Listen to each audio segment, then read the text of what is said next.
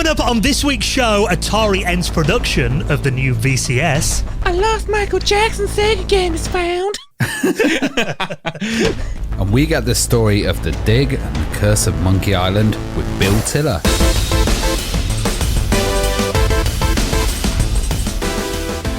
And the Retro Hour podcast is brought to you every Friday with our amazing friends at Bitmap Books. Now, one of their books, perfect to start the new year with, is Game Boy, the Box Art Collection. Now, this colourful book will serve as a vivid reminder of a time when Nintendo's grey little handheld was as prevalent as smartphones are today. So check that out and the rest of their retro gaming collection at bitmapbooks.com.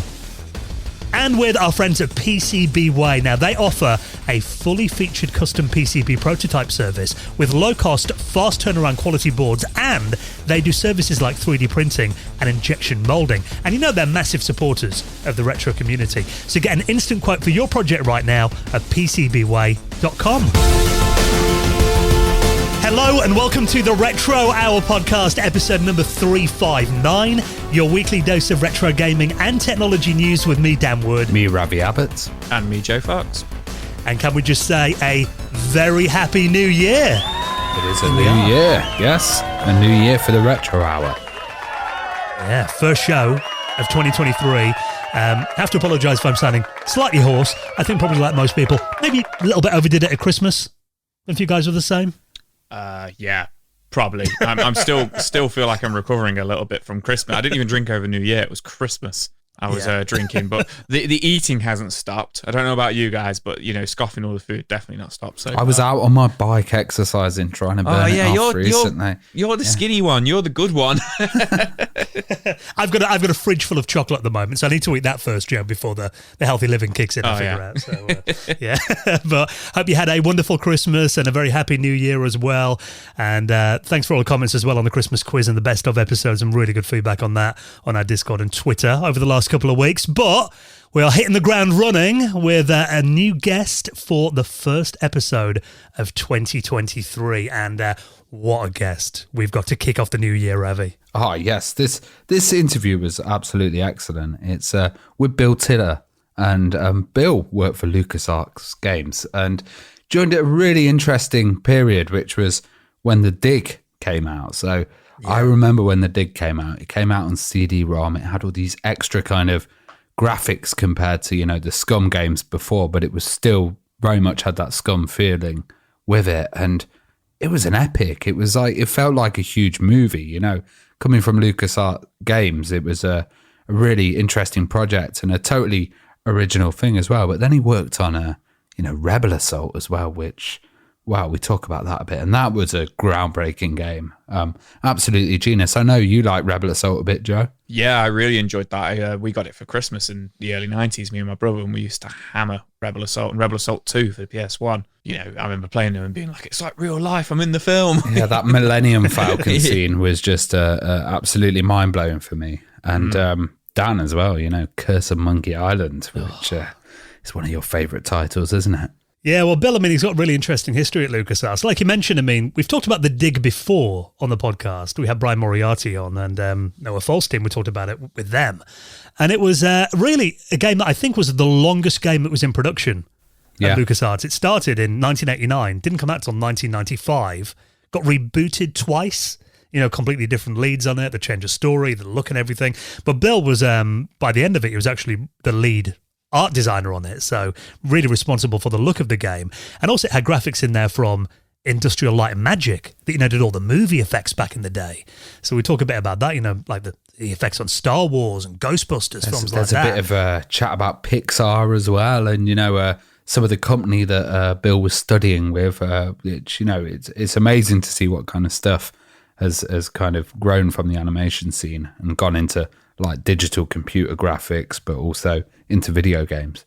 Yeah, so it was a really exciting time. And then, like you mentioned, Curse of Monkey Island, the third game that came along after Ron Gilbert had left LucasArts. And obviously that was, quite a brave thing for them to do, to release a new game without the guy that created it. Big change in style, wasn't it? Total change of style. Because, you think by then, I think it was like 96 that game came out. So obviously by then, PC graphics are coming a long way since Monkey Island 2 in 1992. And again, Bill was really responsible for a lot of the look of that game as well. So a really interesting chat if you're a fan of those LucasArts point-and-click adventure games. As you know, Ravi and I are massive fans of those. You know, we can't get enough of talking about that era. So our first guest of 2023, Bill Tiller, he'll be on the podcast in around half an hour from now. Now, lots of news stories to jump into, a bit of a catch-up of what's been happening in the world of retro over the Christmas period before we chat to Bill. But actually, we did have a couple of sad news stories over the last couple of weeks, and we did lose a couple of legends of the industry, didn't we? Yeah. We sadly lost Archer McLean and Roger Keane as well. Two really important people in the video games industry, and we send our condolences.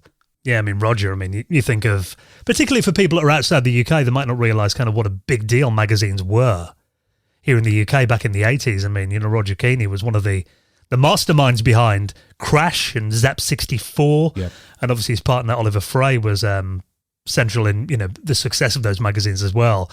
Oliver sadly passed away last year. So, you know, very sad to hear that now Roger has passed away too. I mean, you know, if there is somewhere out there in the universe, hopefully, you know, they're reunited and back together again now.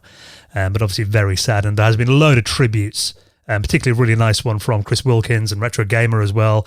So I'll put a link to a few of those in the show notes if you want to read more about that. And you mentioned Archer McLean as well. I mean, he was one of my favourite guests we've ever had on this podcast. Do you remember when we spoke to him at Play Expo in London? Yeah, we did a panel with him. Such a nice guy. Really good. And if you want to hear back, you can listen to our episode with Archer. Really interesting chat. Yeah, so very sad news over Christmas, but obviously rest in peace, Roger Keane and Archer McLean. And if you want to read more of their tributes, I'll put some in this week's show notes as well.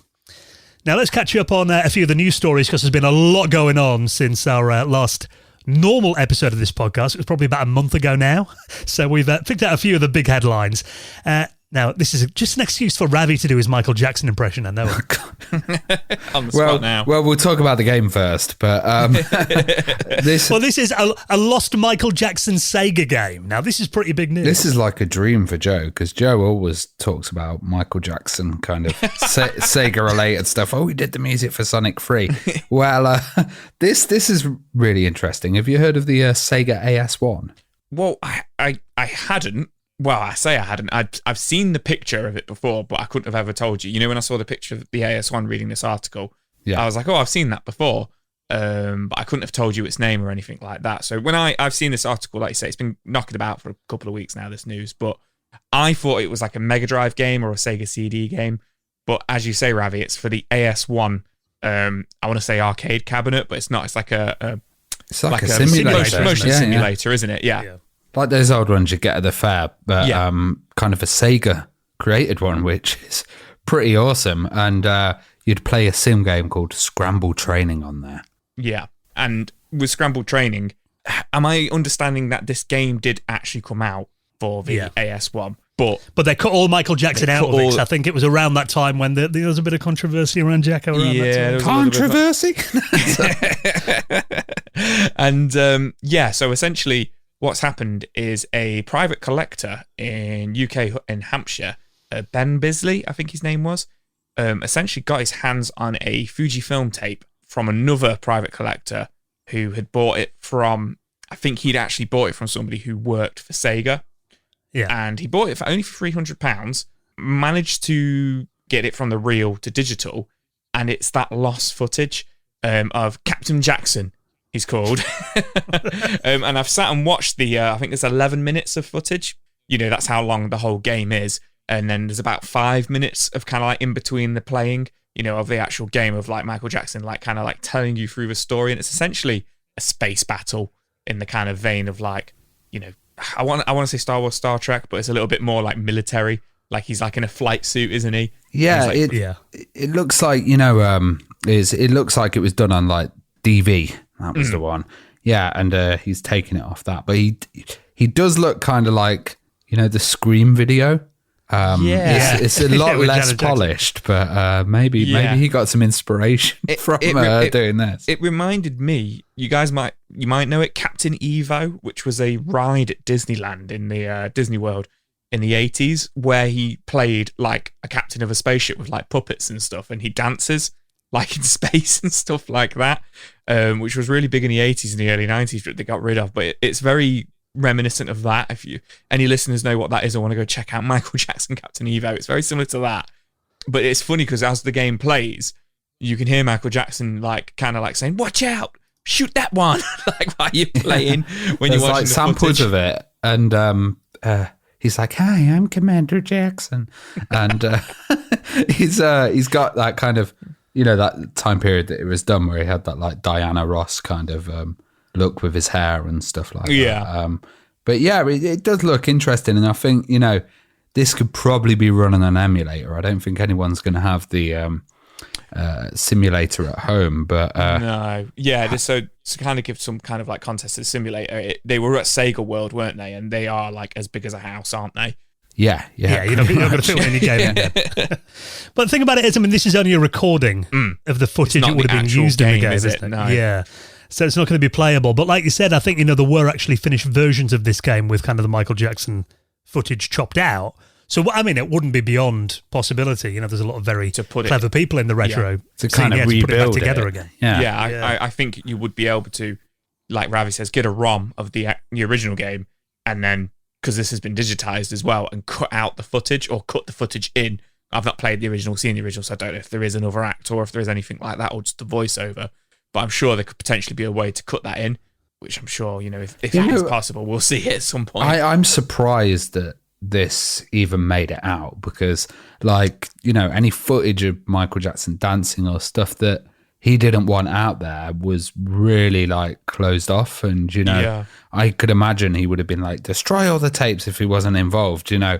And which maybe they just pretended they did, you know. And maybe someone just sneaked one and kept it at the side. But for this to come out is like, wow, really rare. And it does show that there was a lot more, you know, there was a Moonwalker game, there was other stuff, but there was a lot more involvement with him and Sega. Yeah, and I think, you know, in 1993, this would have been a very popular game, I think. Oh, yeah, absolutely. You know, he was sort of involved in music as well or something. So, you know, that probably helped with his popularity. Did he? Yeah, he was, maybe King of Pop or something like that, I heard.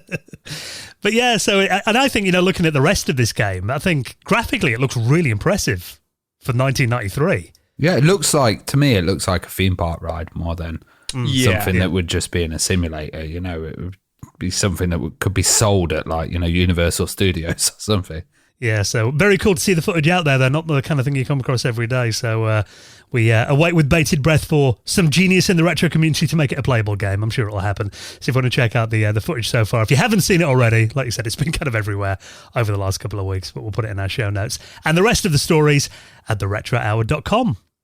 Now, something we've been following quite closely for, I was going to say what feels like a while, over 20 years actually, is Duke Nukem Forever. Now, we did mention last year that kind of build of Duke Nukem Forever, not the terrible release version that came out back in like 2011, but the version that actually looked half decent that was shown at E3 back in 2001, there were some builds of that were found, and there had been efforts from fans to make it a playable game. And it looks like there have been quite a few developments in that over Christmas. Yeah, so first we'll cover the kind of leaks that have come out, and then we'll talk about the playable game, because there's quite a lot here. But as we know, Duke Nukem Forever took pretty much forever to make, and it went through so many different engines that there were lots of different versions. And, you know, a lot of these versions were shown at shows. People saw clips of them and stuff, but never got a chance to play them. Recently, there's been a ton of leaks, and one of them was one of the original Duke Nukem Forevers that actually came out that's going into a restoration project that we're talking about. But another one's just popped up that Joe showed me, which is Duke Nukem as a side-scroller, which is pretty like, you know, Commander Keen and like the original Duke Nukem. Yeah, so this is, interestingly, Duke Nukem Forever, but it's spelled with the number 4 EVA. And essentially this was being worked on in 1996, and it was going to be a follow-up to Duke Nukem 3D. But it was obviously taking it back to its roots, this, you know, the side-scrolling element of it, but it was using digitized versions of the 3D models. So they'd got the 3D models from, you know, Duke Nukem 3D and digitized it and kind of made this very digital looking Mortal Kombat-esque kind of like claymation looking game, in my opinion. And essentially what happened was they've interviewed a guy who was working on it called Darren Hurd, who said what happened was the game got scrapped because of the popularity of 3D games, and 3D was the future.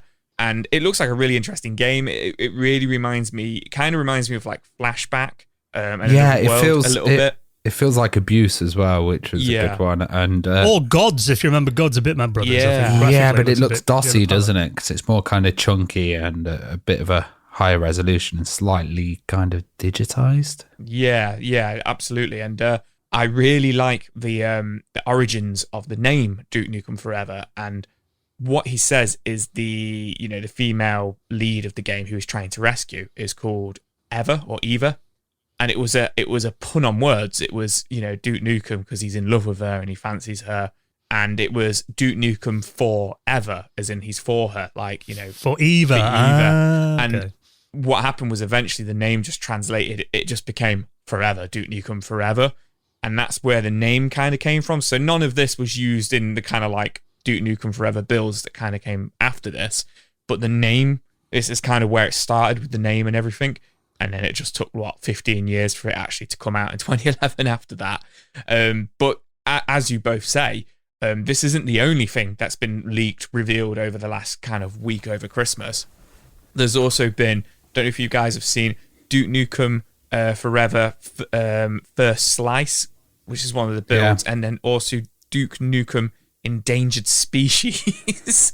Yeah, also, just looking at this as well, the Duke Nukem movie pitch for 2010 has had its first draft also leaked. Oh wow, I didn't even see that one. So there's been a whole load of Christmas Duke Nukem releases, but the First Slice one seems really interesting because they've done a lot of work on this to actually release it. Well, to do the first level.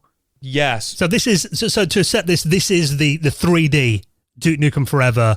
That we've been waiting for. One of the 3D Duke Nukem Forever. The one that looks good. The one that looks good. There were a few announcements, and this was the one that a lot of people were looking forward to. So this is playable, and this is a working release of the 2001 build of Duke Nukem Forever, which was in the first Unreal Engine. And this has been made by a team called Duke Nukem Forever Restoration Project. And they put it together really quickly, and it looks really impressive. But what they've managed to put together and put in a playable state, and they've also released it so it works on modern consoles, and you can also, interestingly, look at it and play it in its like original state, which is really cool. But they've done Chapter 1 of the story, restored, which is the first 9 levels of the game, as well as an additional secret level, a test map, which is in a real early test, beta state. I've been watching the video.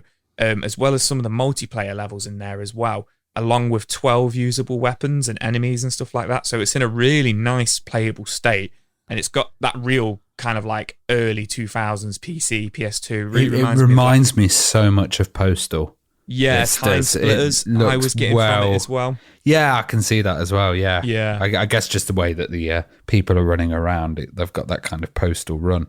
Yeah, I'd agree with that. And then as well as that, we've then got Duke Nukem Endangered Species, which was also a cancelled Duke Nukem game from May 2000, which looks really similar. There's not as much on that one, but that one looks pretty, it's very similar to Duke Nukem Forever, first-person shooter, but you're fighting dinosaurs and gorillas and stuff like that by the looks of things. So if you're into Duke Nukem, a hell of a lot flying around. It seems to be a group called XOR_JMP or XOR Jump, and they're posting on 4chan, and all this stuff's kind of going out there as well. And they're saying, it's been a productive month for us. I've got a feeling 3D Realms might want to beef up their security a little bit. Maybe stronger passwords or something. Yeah, but it is amazing. I mean, it's particularly that Duke Nukem Forever playable demo. I mean, the fact that. How long was it since that first got leaked? It must only be about a year. The fact they made so much progress in like 12 months. I don't even think it was a year. 3D Realms couldn't do it in like 10, 15 years. Yeah, they couldn't do it. They couldn't do it in 15 years. Well, like this side scroller's playable as well. Like there's all like, if you're a Duke fan, then one day you'll probably get this like fan-made Duke Nukem Forever pack that will have like every version in it. Every version of it that's come out in the last like 25 years now. Yeah, so what a time to be a Duke fan. So plenty to get your teeth into. And if you want to get hold of all of those and check out the videos of the ones that you can't play so far, I'll of course link those up in our show notes as well. Right, next we're going to be talking about Atari. Bit of an update on the VCS. Is it all over? Before we do that, though, let's just take a moment to give a massive thank you and a very happy new year to our wonderful patrons. Now, of course, these are people who allow us to bring the Retro Hour to you every single Friday. And we did have a great little hangout with our patrons just before Christmas, little Christmas party that we had a couple of weeks ago. And if you don't know about this is something that we do every single month, isn't it? We get as many of our patrons that want to come on and join us, a bit of a Google hangout, last Sunday of every month. We crack a drink and just really geek out about all things retro, gaming, tech, movies, all sorts of stuff. Yeah, it's really good fun, and they're a great group, and like we want to try and get them more involved in the show as well. So we've got some plans coming up for that. But that Christmas one was great. I think we even had someone turn up, like Pete, completely dressed as Santa. Full beard, the retro hour grotto, wasn't it? I think what I really like about it, and we always talk about like it becomes a bit of a users group and stuff like that, but I genuinely feel like I mean, maybe they're like laughing at me for saying this, any of the listeners, but I feel like I'm friends with some of these guys now. Like we've got, each other on our personal, like, Facebooks and Instagrams, and we talk and wish each other happy birthdays and stuff, and get an insight into people's life a little bit. That's not how it has to be. You can get involved as much or as little as you want if you come to these things.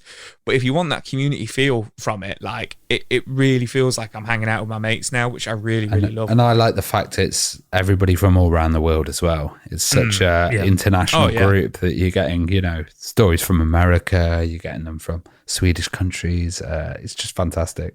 Yeah, and like you said, it's just a way to connect with other like-minded people, isn't it? Yeah. Just great fun. I mean, we do the hangout at the end of every month. We have a Discord that we're active in all week as well. And for joining us on Patreon as well, our gold members and above get an extra podcast each month, a bonus podcast called The Retro Hour After Hours, of which the latest episode of that is available now. We talked about arcades in the current one, don't we? Actually going through our top 5 arcade games. And that's nearly a 2-hour episode. So if you've got any memories of those, 80s and 90s, endless summers at the arcades, definitely be interested in that, I'm sure. So you can check that out. And really the main reason that you're joining us on Patreon is just to make sure that we can continue to bring this podcast out for you every Friday throughout 2023. And for joining us on there, you will get a mention in the most prestigious high score table in the world of retro gaming, and that is the Retro Hour Hall of Fame. Hall of Fame! And let's welcome in the latest members into the Hall of Fame. A massive thank you to Trey Causey, Lucas Valadez, Kieran Masterton, and Graham Scott, who all joined us on Patreon over the last few weeks. Your support is massively appreciated. And if you'd like to join the Retro Hour Patreon community in 2023, all the details to sign up are at theretrohour.com. Right, then we're going to be going inside LucasArts with our first guest of the year, Bill Tiller. He'll be coming up in just a minute. Before that, a couple of other quick stories to get through. And this one caught my attention as one of, I believe, only around 10,000 people in the world, it turns out, who've actually got one of the new Atari VCS consoles, thanks to one of our wonderful patrons, actually, who donated that to the show a couple of years ago. It turns out that apparently there's been rumours that it's all over. Apparently Atari are ending production of the new Atari VCS. I'm still surprised it came out, to be honest. I'm not surprised to see this. It's interesting, though, because, judging by everything I've read, and I mean, there are the main source of this appears to be an investor meeting at Atari. There's a PDF file that actually is on Wikipedia where they kind of talk about the fact they'd sold around 10,000 consoles up until November last year. So in terms of sales, I mean, 10,000, it's probably not enough to warrant much interest outside of Atari to make games for this system, even though they have released the Atari 50 collection onto the Atari VCS, I think a couple of months after it came out and everything else. But it turns out that they've actually had a bit of a bad time of it in 2022, and Atari have actually lost quite a bit of money on their rebooted Atari VCS console, it turns out. Well, it's also saying that, we've seen a crypto crash, and they did a lot of stuff with crypto technology and NFTs and, put a lot into that. And, that's all kind of totally hit the floor. So I can imagine they're not making much profit either from this, because it was interesting. It was a modern Atari console, but it had a custom board in there as well. It wasn't just, put on a kind of standard chip or done like some of the mini consoles. It had a custom board that was quite powerful, but a bit underpowered for the price. And then it had actually the biggest asset I always thought was the case. I always thought if they'd just not put the custom board in there and sold the empty case, then they probably would have sold a lot more. Yeah, it's interesting. I also saw that they were doing, sales in like commercial retailers in America and stuff, and it was like fire sales, really. Yeah, let's try and get rid of them on the shelves and stuff like. Yeah, well, I mean that's the thing, because you mentioned it's a custom board in there, but the on-board components are just off-the-shelf PCs. Yeah, even though the design, it fits in the case, and they actually made the boards themselves. But really, you're talking something like an Intel NUC is in there. It's nothing more powerful than a little PC that you can sit behind your TV in your living room, really. And I did a video on the Atari VCS when it first came out, and I got Windows running on it. But one thing I found is, it chugged along quite a bit when you're running, Windows 10 on there. And, it's not really up to playing many games at decent performance, many modern games. But it does make a nice little emulation box. In my mind, it kind of fits the gap of something like the Ouya a couple of years ago, kind of a little mini console, micro console, I believe they were called, where you can run a lot of emulators on there and everything, which, for the price point they were selling them off at, I did see some people picking them up for around, I think, $150. Yeah. Which kind of feels like, if they'd have sold it at that price point originally, maybe it would have done a bit better. But, looking at the metrics and their figures, apparently Atari had a 92% decrease in hardware revenue year on year, and their sales dropped from $2.44 million to only $212,000 in 2022, and they're blaming that for a decline in cartridge activity and their underperformance by the Atari VCS as well. So apparently they've kind of cut ties with the company that were manufacturing the VCS, so it looks like they're not making any new ones, but they have said they're going to continue to support the console, and people that want to order it, they have still got stock of it. I found it was interesting that they were moving in this direction of actually creating a console and stuff. They were also doing a lot of releases of the older stuff, and they've started to kind of go into that. So I remember there was a point where they put in 7,800 games on there. There was a whole thing about their legacy catalog and stuff, but there wasn't those exclusive titles that made people want to buy it. And I think that was a big issue. But it was interesting to see them try it and attempt it, but I wasn't sure if in America it would have been massively popular, because there's that huge, background of Atari there. But yeah, but they're selling these things for $300 or $400. If it was overkill, and you can't use it as a normal PC. Well, you can, but it's still a bit underpowered, isn't it? We've got to mess around to get Windows installed on there, which, you kind of got to jump through a few hoops. And one thing I found when I was running Windows on it is the fans ramp up every time, even when you move the mouse. The fans go like that, and it's very annoying using it as a standard PC. But really, we talked about this when it first came out. It's just, who the hell was this thing aimed at? I saw disaster on this from day one. Yeah, but, kind of talking about that, I've also seen a few people. A friend of mine on Facebook actually pre-ordered the Intellivision Amico off Amazon. Yeah, and apparently he got an alert saying that it's out for delivery. So we'll see what this week brings. So it could be again. It's just, who the hell are these things aimed at? That's the thing. For me, I saw that it was never going to work. I think models like the Evercade are great and successful, and they've come out from a different kind of thing, but they're aiming to not recreate the past in a modern kind of form. It's interesting where the Amico seems like it's really an attempt to, bring back Intellivision, and this was kind of an attempt to bring back Atari, where something like the Evercade is going to play everything on it, and I think that's a better kind of strategy. See, I've got the Atari 50 collection, and I've got it on the PS5. I didn't buy it on the Atari VCS just because I haven't got any confidence in that machine's service still been online in a year. Ah, true. Well, you can add it to your Ouya devices now. But it'll go on the shelf next to my Ouya gathering dust, I imagine now. But it was an interesting effort. But it is always cool to see new hardware coming out and having new consoles added to the market, because it does get a bit boring just having kind of three players. Yeah. in the console space, but I think it's just they've got to have a market and they've got to do something original. And I hope it doesn't put them off. we probably will. Yeah. Would you guys buy one even if you got one for like £100 an hour if they were doing a fire sale? Nah. I'm just sat here quietly listening like, nah. No, not even No for the interest at all? case, to be honest. I mean, if I saw one for like 30, 40 quid, then I'd pick it up just to put it on display in the room. But I can't imagine I'd ever fire it up. I'd much rather, for that kind of money, I'd much rather get the Amiga Mini or something, or an Evercade, as Ravi said. Yeah. That's the thing. I think, all those kind of bases are covered. The Evercade's got the kind of the modern retro system covered. You've got the mini consoles for the old school stuff. So it would have made more sense for them to do kind of an Atari VCS Mini, I suppose, you should wouldn't it? say to your kid, Joe, this is the only console that we have. And Yeah. Razer in an alternate reality. An alternate reality where this is like the best-selling console. Atari Jaguar was, smashed the PlayStation. Hey, don't be slagging the Jaguar off. Enough of that. And put it in the same category. It sold a lot more than the new Atari VCS, I'll have you know. So, they say they're going to keep supporting it, but I've got to admit my hopes aren't high. So if you do have one of the new Atari VCSs, enjoy it while you can. Now, you talked about the Atari Jaguar there, though. I've got to say, that was one of the few consoles back in the 90s that was going to have its own virtual reality headset, going to give it a few brand, even that never came out. Another system, though, that was also going to get a virtual reality headset. And I'd kind of forgotten about this until I read this headline, but we have talked about this before. There was going to be a virtual reality headset for the Sega Mega Drive.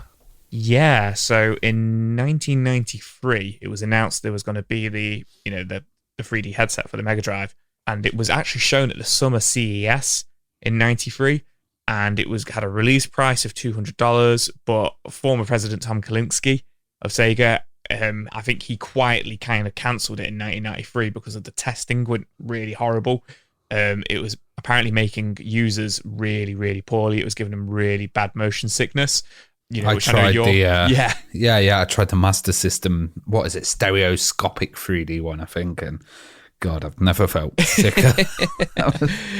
So we actually covered that when the headset was unearthed. I want to say in 2020, maybe a few years ago. I could be remembering that wrong. But quite a bit of like the code from it and stuff like that's been leaked over the last kind of couple of years. And a gaming historian, best way probably to describe him, Dylan Mansfield, who's I think he's the head of the Video Game History Foundation. He's part of Gaming Alexandria.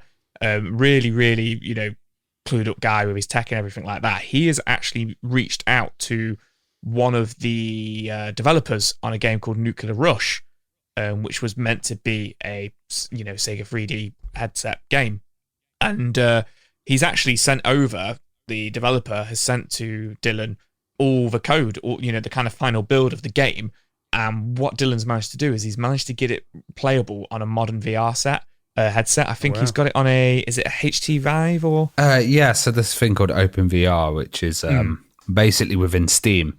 But, a lot of people have been playing emulators on it, and we've seen a lot of people playing retro games in VR. And this is kind of, with that developer's version, he's kind of managed to hook that up. And, some of the control ports and stuff are actually like working with the VR motion, because he said that there wasn't all the key files there. There's a few missing files with the VR system, but he's actually running it, which is pretty awesome. And it looks like it's running all right as well. It looks quite a basic game as well, because all he's really doing is he's looking around this landscape and he's like driving, some kind of nuclear weapon. It looks like hover. I think it's a futuristic hovercraft it's meant to be. And all you do is kind of point your head. There's crosshairs in the middle of the screen, and you just look at the enemies to shoot. Okay. So there's not really a lot to do apart from looking at things by the looks of it. Yeah. What I find really interesting about it, though, is he thinks he's worked out why it was making so many people poorly and sick and stuff like that. So the game was running at 30 frames per second. But then what was happening was it was then getting split to a 15 frames per second refresh rate per eye. And because it's in two separate images. And then the way the headset communicated with the Genesis, which it was using its second controller port, apparently, that was like how it was designed to work. The way it communicated, they never really got it like, I don't, I'm not a technical guy, but it wasn't quite how it should have been. I guess you can't send much data down those you can't send. ones. And what it was doing was it was making the refresh rate kind of really nauseating for people, and just it was just really, really slow. And I guess that would just really kind of take you out of the experience and probably give you a headache and motion sickness. I mean, you're talking about a machine with a 7 megahertz CPU and 64K of RAM. And doing VR on that's ambitious. Yeah, exactly. But he's got it running at 72 hertz on the modern setup he's got, which is just pretty impressive, to be honest. I mean, I don't know if there's much of a market for this these days, but it's fun. Well, essentially, it's a Sega VR emulator at the moment that he's released, and he's put the codes up on GitHub. And then there's Nuclear Rush as well, and there's also one called Sega Monster Hunt as well, which looks like. Well, it's meant to be 4 games in development for it. There's a list of them actually on Wikipedia: Nuclear Rush, Iron Hammer, Matrix Runner, and Outlaw Racing. Although interestingly, apparently Sega announced that Virtua Racing was in development for it as well, but there's not really been any more word on that. Yeah, but that'd be interesting to play, wouldn't it, in VR? That would make me sick. It might happen. Yeah, especially in the original setup. One thing I've got to say about the Sega Mega Drive VR though is, I mean, I'll put a picture on the Ars Technica article in our show notes. It looks badass, though, doesn't it? Oh yeah, it looks cool. That's what the future was in 1993. It looks like the Mega Drive. It's black. It's got like a red stripe around it as well. Looks very cyberpunk. Yeah, a lot cooler than the Oculus Quest or something. Yeah. Oh yeah, man, it looks cool as hell. So if you've ever been interested in what games would be like in virtual reality on the Sega Mega Drive, maybe don't eat dinner before you play it. But I'll put a link to that where you can play it if you've got a VR headset that's capable. And all the other stories we talk about in our show notes at theretrohour.com. So Bill Tiller, our special guest, going inside LucasArts, he's on the show in just a moment. Before we do that, let's give a quick mention to this week's sponsor, and that is our wonderful friends at ExpressVPN. Now, I don't know about you guys. Have you rinsed pretty much everything on your streaming platforms over Christmas? It was tough, wasn't it? Trying to find out what was on which platform. You used to get your Radio Times and check it out. Yeah. And now I was like, where are the Christmas specials? What's going on? And I totally rinsed Netflix. Well, that's the thing, because, I mean, if you've had a couple of weeks at home, you might have seen everything you want on your local Netflix. But did you know there are Netflix servers all around the world, and many of which have got different programs on there because of different licensing agreements, and ExpressVPN allows you to unlock these. So they kind of compare it to, imagine going to a casino and you're only allowed to play the slot machines. Why limit yourself? The big money's somewhere else. So using ExpressVPN, you can basically fool Netflix into thinking that you're in different countries around the world and access these exclusive libraries to that country. Yeah, it's amazing, and actually it's really fast as well. So, you're pretending you're in another country, but you're also doing it in HD with zero buffering, which really makes it, good to watch stuff. And there's a couple of exclusive titles that I've been really enjoying on the US Netflix. One I know is one of Joe's favourite films, Sylvester Stallone in a cliffhanger. Oh, yeah, man. Bit of cliffhanger. Yeah, also Kid and Play, if you remember that house party. The soundtrack on that film is worth watching. Oh, yeah, totally. And just watching the movie alone for it. I love a bit of NCIS as well. Yeah, these are all stuff that are on the American Netflix Ravi's been watching over the last couple of weeks. And like you said, I mean, the thing about ExpressVPN is zero buffering, streaming HD, you don't have to wait around for it, and you can get it on all your devices as well. Yeah, I've got it installed on my laptop, so... wherever I am, I just fire up my laptop and automatically it connects to ExpressVPN. You can get it on your phone as well, your consoles, your smart TVs, and they've got servers in 94 different countries, and it works with other streaming platforms, BBC iPlayer, Hulu, that kind of thing too. So be smart and stop paying full price for streaming services and getting only access to a fraction of their content. Get your money's worth by joining ExpressVPN, and actually, if you use our exclusive code, you will get an extra 3 months of ExpressVPN on top of a 1-year plan for free. So use it right now, expressvpn.com/retro. And of course, you'll be really helping out the podcast by taking advantage of our offers. expressvpn.com/retro. And a big thank you to our friends at ExpressVPN for their continued support of our show. Right then, next, time to talk to our first guest of 2023, and what a guest to kick off the year, talking about classics like The Dig, Curse of Monkey Island, and lots more as well, with LucasArts graphic legend Bill Tiller. He's next on the Retro Hour podcast.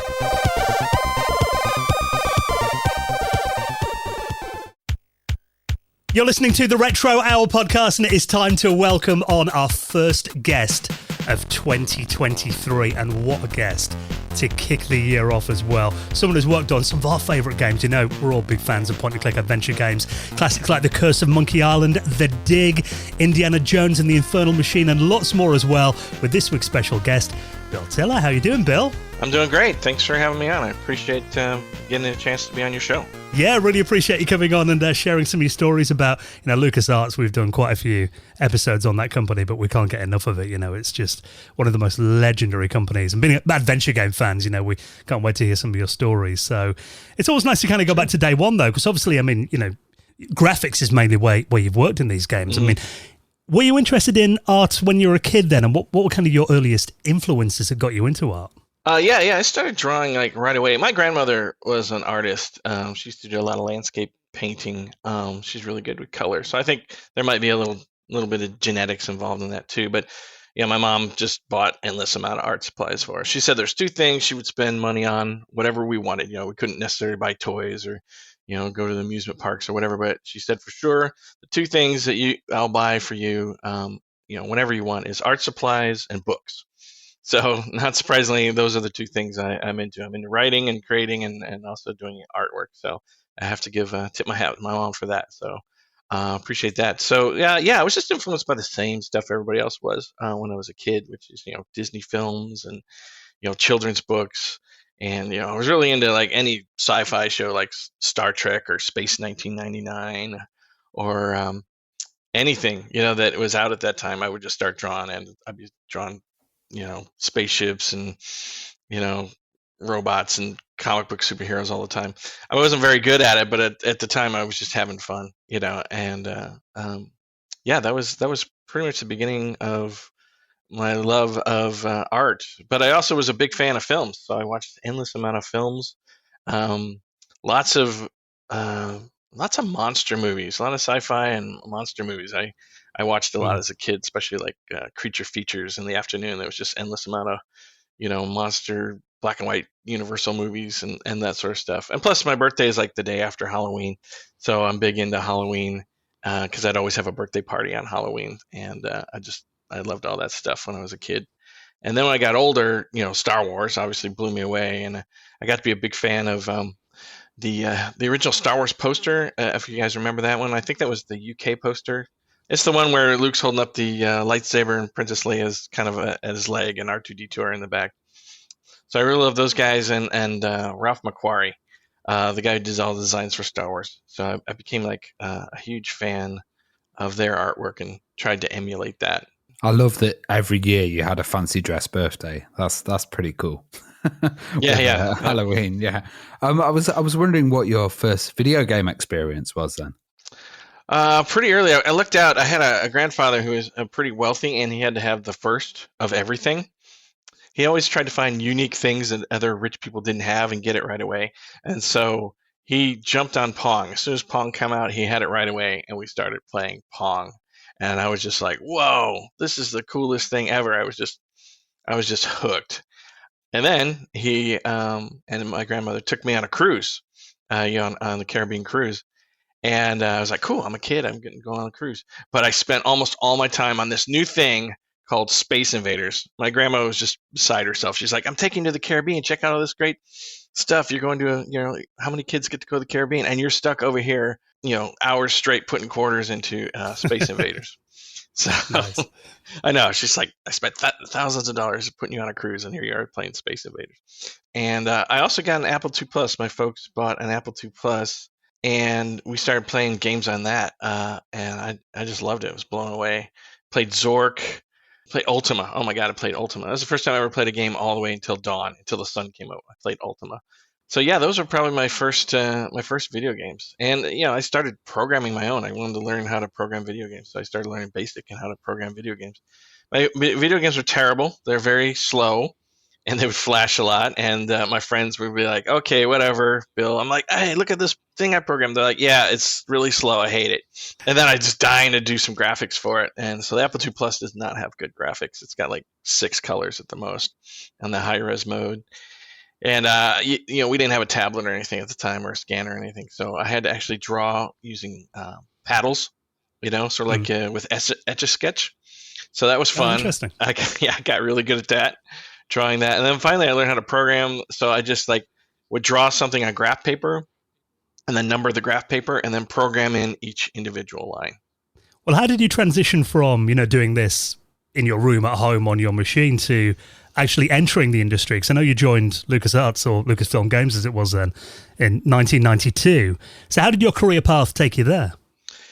Well, I was really, like I said, I was really interested in 4 things. And after I got out of high school, public school, I didn't know what I wanted to do. I knew I was interested in a lot of different things, but I wasn't sure which one to do. So before I spent, tens of thousands of dollars on college, or my parents taking out loans or paying for it, I decided I'll go to junior college, which is only $100 for the whole year. Take as many classes as you want. And I just focused on fine art, computer graphics, which is 2D and 3D, animation, and live action filmmaking. And I just did that for 2 years, and I discovered my favorite thing to do was work on the computer, doing art on the computer. At that time, I finally had Amigas. This is 1988. And Amigas had, 64 colors or 256 colors. So I was blown away. I'm like, oh, wow, these things are great. And the graphics were really good. I don't know if you ever heard of the Amiga computers. Oh, we're big fans. We're next to me down, Amiga 1200. Yeah. I had an Amiga 500, and then they finally got the Amiga 2000. So I was like, yeah, these things are great. So for 2 years, I did nothing but Amiga stuff and a lot of animation on it. And I did some character animation, too, on paper. So I took a traditional, Disney animation class where I learned how to, flip the pages and animate that way. And that was fun too. I just preferred the computer. So with my portfolio, I heard about this school called CalArts, and it was created by Walt Disney back in the 60s, late 60s, and finally came together in the 70s. And they just looked at your portfolio, just like a regular art school. And I was like, cool, I got to go there because my grades are terrible. I have ADHD, so homework was just it was just painful. I couldn't do homework. It was just so difficult. So my grades were not great. And so I got into CalArts. Initially, I was in their experimental animation program, and I didn't really like it that much because it was just experimental stuff. Do you guys remember that video for that pop song back in the 80s called "Take on Me" by Aha? Do you remember that? The hand-drawn one. Where it was it was all sketched. Yeah, it was that kind of animation that they did. In fact, that guy went to the program that I got into. The guy who did that video, that was one of his student films, was almost exactly like that, where he rotoscoped, sketched all that stuff. So that was the kind of stuff they did, stuff that you would see on MTV. And I was like, nah, I'm more interested in Disney kind of stuff. So I transferred over to the Disney program. And that's where I met a bunch of really good artists who are now, Pixar legends and artists, and my teachers. My animation teacher is the director of Frozen, and one of my, classmates is Pete Docter, who runs Pixar now. So I just got totally pulled into the world of animation at that point, Disney animation. And Pixar wasn't even a thing then. John Lasseter would come down and say, hey, come work for this new company I'm making. And Brad Bird was like, hey, there's this new TV show called Simpsons. You guys should come work on it. So okay, yeah, that sounds fun. At the time I didn't realize these guys were going to be these great, famous filmmakers at the time, but I got a really good education there and did a lot of animation, and I did a lot of animation on the Amigas on computers using Video Toaster. Remember Video Toaster? Oh yes. Yeah. And Deluxe Paint, I guess you were going crazy on that. Yeah, Deluxe Paint, absolutely. Yeah, I did a lot of D-Paint animation. A lot of my classmates, they preferred just working on paper, and they thought the computer was weird. They didn't want to go anywhere near it.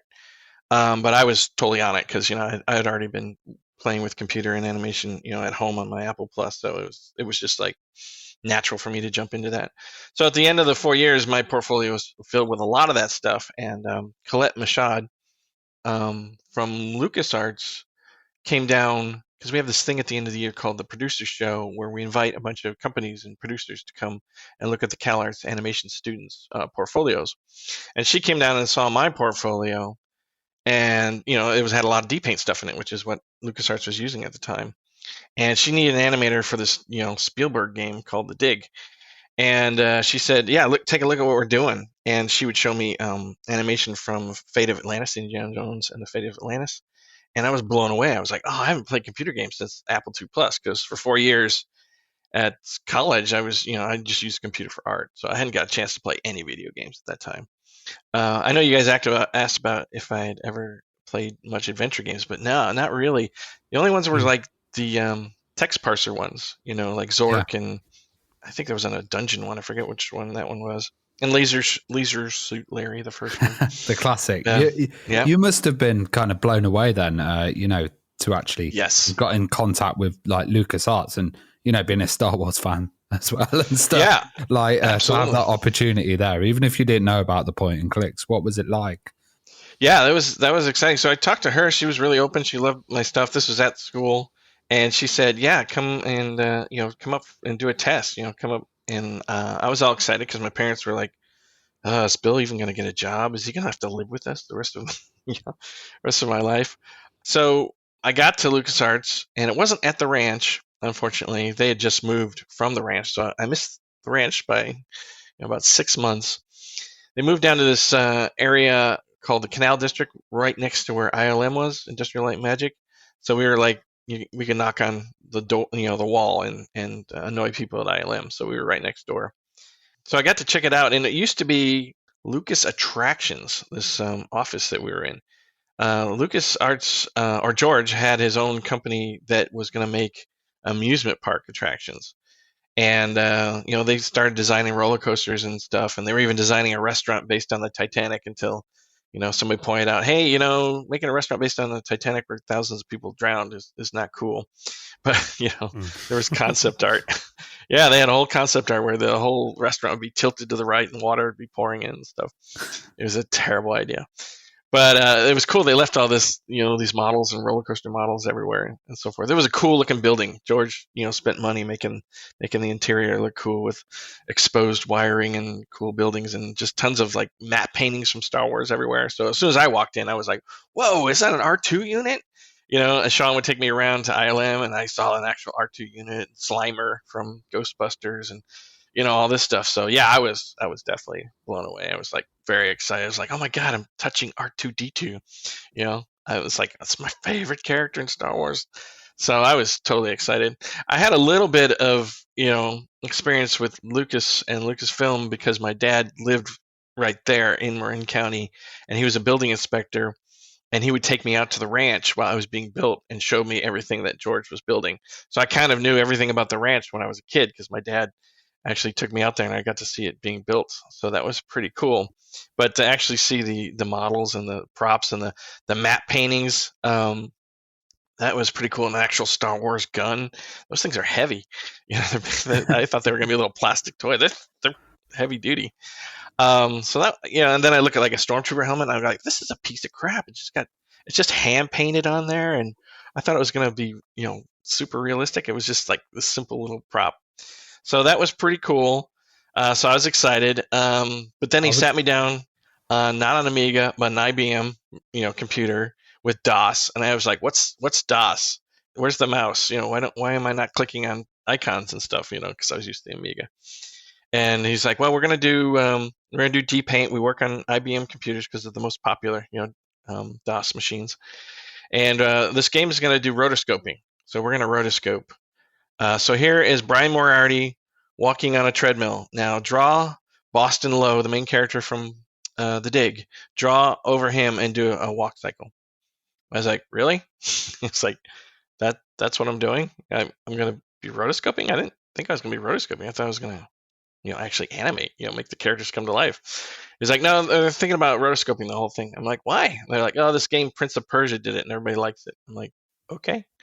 All right. Well, I'll work at Lucas. I didn't know I was going to be rotoscoping, but sure. So for like a day, I rotoscoped and over it, and I was kind of bored. And then occasionally somebody would come in and talk to me a little bit, like say hi, but they didn't really interview me.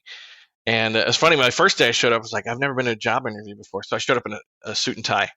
So as soon as I walked in, I was like, oh, I'm overdressed. Everybody's like wearing T-shirts and pants, shorts and, baseball caps. And so I was like, okay. Yeah, I've heard that once you turn up to a job interview in the games industry in a suit, it's the last time you'll ever do that. Yeah, yeah, it definitely was for sure. And I had a really good tie too, so I was all proud of it. And But yeah, she said, Colette said, "Oh no, you don't have to wear a suit and tie." I'm like, thank God. So the next day I didn't, the next day it was shorts and a t-shirt.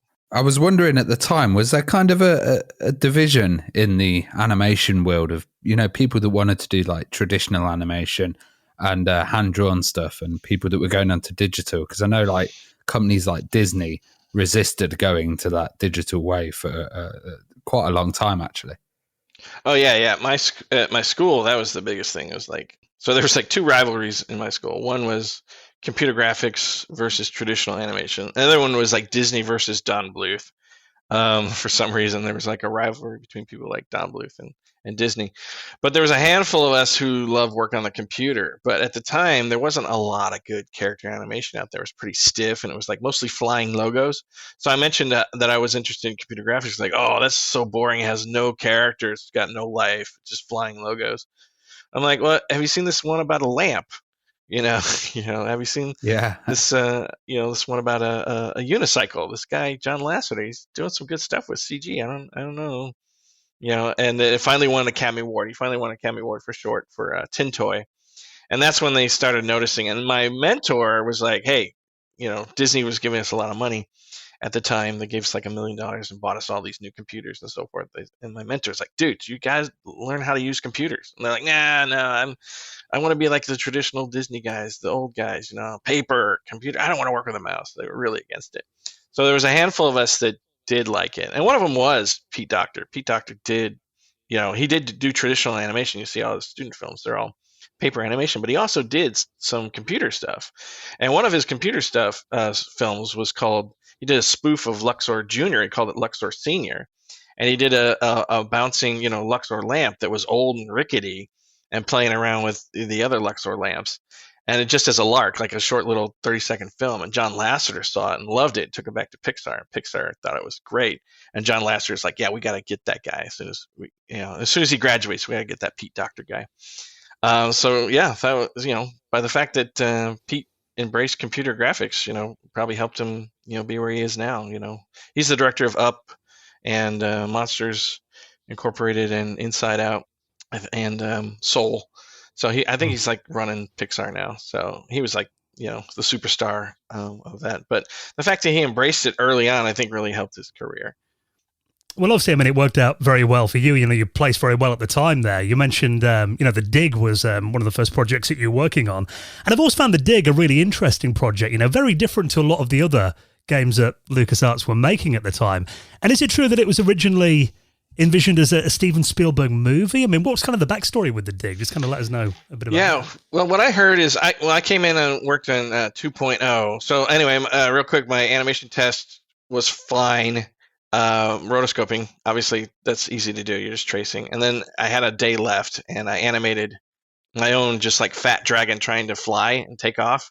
And apparently that's what got me the job. The rotoscoping did not help me get the job. It was fine, but it didn't show my animation skills. But just drawing, I had, a day left in my interview, and I just animated a fat dragon trying to fly. And all the animators were like, "No, that's it. That's cool." And if I hadn't done that, I probably wouldn't have gotten the job. So as soon as I got the job, they're like, "Okay, we're doing this sci-fi game that there was an earlier version, but we won't talk about that." It's like they wouldn't tell me anything about the earlier version. They're like, "No, it's a new one. We're starting all over from scratch. It's a Steven Spielberg game. He loves games, and he's been dying to do this as a game for a long time." I'm like, "Oh, okay, great. Spielberg's going to see my animation. I'm all excited." So what they told me, and I'm going to get this wrong, and Brian and Noah know this better, or Noah knows it better. So I think Noah was in charge of it. They call it Noah's Dig. So I kept on hearing Noah's Dig. They said the original idea was Spielberg wanted to combine Forbidden Planet with Treasure of Sierra Madre. Those are two like classic films from the 50s and 60s.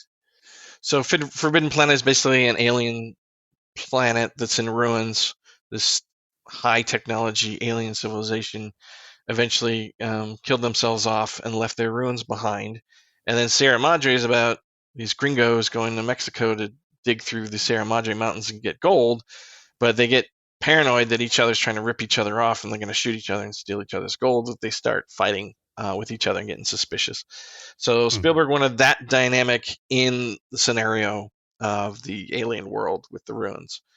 I forget how popular like Forbidden Planet was. I used to work in theatre, and there's so many productions of it, and it had that kind of Jetsons future kind of vibe on it. Great play. Yeah, it's a great movie. It doesn't age well. If you watch it now, you're like, man, this is sexist. This is one sexist movie. But the music's awesome, and the graphics and the robot is incredible, right? I mean, they just kept using that robot over and over again. So yeah, that was his idea. And then he thought, okay, it could be a movie, but it's really expensive. Maybe I could do it as a TV show for Amazing Stories. So Amazing Stories had come out in like '88 or something. And it was a TV show that he produced. And then he was like, yeah, it's too expensive. He looked at the budget. And he was like, yeah, I can't pull this off. But he was playing LucasArts games at the time. He loved Monkey Island. I think he played Loom and Monkey Island. I'm not sure. I know for sure he played Monkey Island, the first one. He basically said this would make a really good game. So he talked to George about it. And I guess they brainstormed some ideas. And with George, Dave Grossman would be a good person to interview about that. I think he was in a meeting where he was going to be one of the designers and writers on it. And I guess they were out at the LucasArts ranch, out of the main house, and they were in a conference room, and they brainstormed a bunch of ideas. The ideas that I know Spielberg came up with for sure was he wanted a puzzle where there was some sort of tentacle monster or serpent with one eye, and it would shoot out a stun beam of light that would hit these sort of alien bats, and then he would eat the bat. It's sort of like what dolphins do with fish, like stun them and then eat them. And so he wanted a close-up of the characters killing the monster, and cutting the eye lens out of the eyeball, so it was like gory and gooey. And then you take that lens and put it on the flashlight and shine it at these bats who are filling up this cave, and you'd scare them away, and then you could go in the cave. So he wanted like a lot of gory stuff. He wanted when Link gets his arm stuck in a crevice in the water, the cave starts filling with water. He wanted a close up of them cutting his hand off. So I'm like, man, Spielberg's into gore. I had no idea, but like a Jaws, right? It's like, yeah, of course. Yeah, there's some blood in that. There's some gore in there. So those are some of his ideas that we incorporated in the story. I think that was Brian Stigg. So I came on right as Brian Stigg started. So that was, like I said, 1992. And they just filled me in on all this, and I was like, okay, all right, I'll jump in. Let's start animating. So by that time, he had completely redone the story. They didn't reuse any of the artwork from the previous one, and I think a lot of the artists were pissed off about that. You spend a year on a game, and then you do all this great art, because there's a ton of good art in there, like Ian McCaig, and Terry Whitlatch, and Larry Ahern, and a bunch of other people worked on it, and then it got all thrown away. And I think a lot of the artists were like, hey, how about we save this game and reuse it? You reuse the artwork and rebrand it as something else, like a Boba Fett game. So they put together this pitch and said, hey, let's make it a Boba Fett game. He goes on this planet, he's hunting somebody down, he's got to solve these puzzles, and we'll reuse the artwork and just make it a Star Wars game. And I guess marketing did not like it for some reason. They said something like Boba Fett's not very popular, he's a minor character. And we were like rolling our eyes and just scoffing, going, are you kidding me? Come on, Boba Fett, are you kidding me? He's like one of the most popular characters and woefully underdeveloped and underused. We should totally do that. So when I heard that, I was like, oh yeah, that's a bummer, man. But Brian's like, no, screw it. We're going to redo this, and we're going to start from scratch. And my initial impression of the dig was it's very much like that book Sphere by Michael Crichton. It was very Michael Crichton-y, because Michael Crichton was very popular at the time. They were working on Jurassic Park. So to me, it felt like he was combining Spielberg's idea with like Sphere or Jurassic Park, where you have a bunch of these smart scientists who kind of screw each other over in this, scientific environment. So that was my first impression of the dig. Yeah, I know it had a very long development cycle. I think, and we had Noah Ronnie mentioned that initially it was brainstormed in 1989, and then it came out in 1995, which is very long for a game at LucasArts to be developed. So, did it feel like a very ambitious project for you to start on there? Because obviously it was when CD-ROM was taken off as well, so you had this big medium and lots of storage space that you could take advantage of. Yeah, I think what happened, and this is my theory, I stayed on Brian's version and then Sean's version, which was kind of based on Brian's version, Sean Clark's version. My theory is because Spielberg's name was attached to it and it was getting all this hype and all this marketing and PR, that a lot of times the directors would get ambitious or overly ambitious and want to do something super great that would live up to Spielberg's name and focus less on just getting the game done. So it was more like we got distracted in making a spectacle than we were at making a game, if that makes sense. And there was a lot of pressure too, because Ron Gilbert had left the company and he took Scum with him, basically. And he was supposed to update Scum, but it was kind of slow. And there's this argument between LucasArts and Ron Gilbert. You have to ask Ron Gilbert about it. I don't think they can talk about it too much, though, because there's some legal, NDAs they signed. But LucasArts decided to make a new game engine from scratch at the same time that they were doing the Dig, development of the Dig, all the art and the programming. And really couldn't get much done until that engine was done. I forget what it was called. It was called Story Droid or Landrew or something else. And it was not coming together. It was taking forever. And then Brian, on top of that, had to make it a beautiful looking game. So we had some ILM CG effects, for some cutscenes. And then we had to have a lot more cutscenes. And we had 4 characters, actually, at one point. And then we had to do all these special effects and all this stuff. So we had Brian was used to working with one artist, Loom, right? Forget his name, Mark Ferrari, and you could change stuff instantly because you really had no memory, right? So you're right. Now that we suddenly had memory, we were like, oh, we can put all sorts of stuff on here. So our budget went from, I don't know what Loom was made for, but my guess would be like 100,000 to the Dig, which was now going to be like 500,000, 600,000. So you had one animator, one artist, on the Loom, and maybe a couple programmers, and now suddenly you need 3 programmers, 4 programmers, and you need 4 animators, and you need 2 background artists, and you need a special effects guy, and more sound and more music. So it became an actual production. So poor Brian, he goes from, writing text adventures to doing a little bit of graphics to suddenly, boom, he's got what he used to call an army of artists. And that was kind of frustrating for all the project leaders because they were used to being able to make changes really quick because it was just, a few lines here or there. I'll take this little animation here and throw it in there. And I have a funny joke, it's 2 weeks out and the game's not out yet. Oh, I can type in a funny joke, because I'm not recording it. I'm not, there's no animation involved in it. So you could make changes and improve the game right up until the game could come out. But the big conflict here was, we were doing like a, fairly major production and we really couldn't make the kind of changes at the last minute that Brian and all the other project leaders would want on their production. Even Tim was frustrated by that when he was working on Full Throttle. He's like, damn, I used to be able to come up with new ideas, halfway through production and it would be no big deal, but now we can't because we had to storyboard the whole thing. And so it just became such a big production.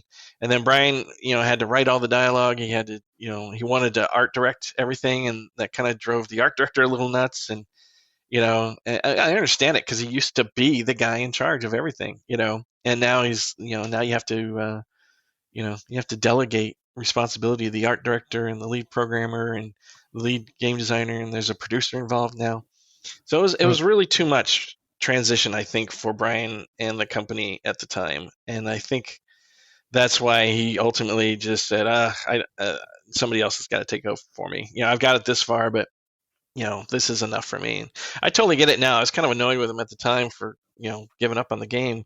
But now I look back on it, I'm like, no, you're right, man. This was, you were asked to do way too much. So I totally get it now. It was a very kind of like, as you said, transitional time with the graphics in like point and click, like stuff that came later, Day of the Tentacle and Full Throttle. They were kind of completely different. Whereas the Dig seemed like it was that old traditional kind of Scum style, but really well drawn. And then apparently I had some effects that were done by Industrial Light and Magic as well, which in the cutscenes kind of, just gave it that higher quality. Yeah, we actually had a ILM animator that worked on the game too. He did a lot of the in-game effects, a lot of the light effects, because the aliens in the game used a lot of manipulation of light and energy and created their own type of light.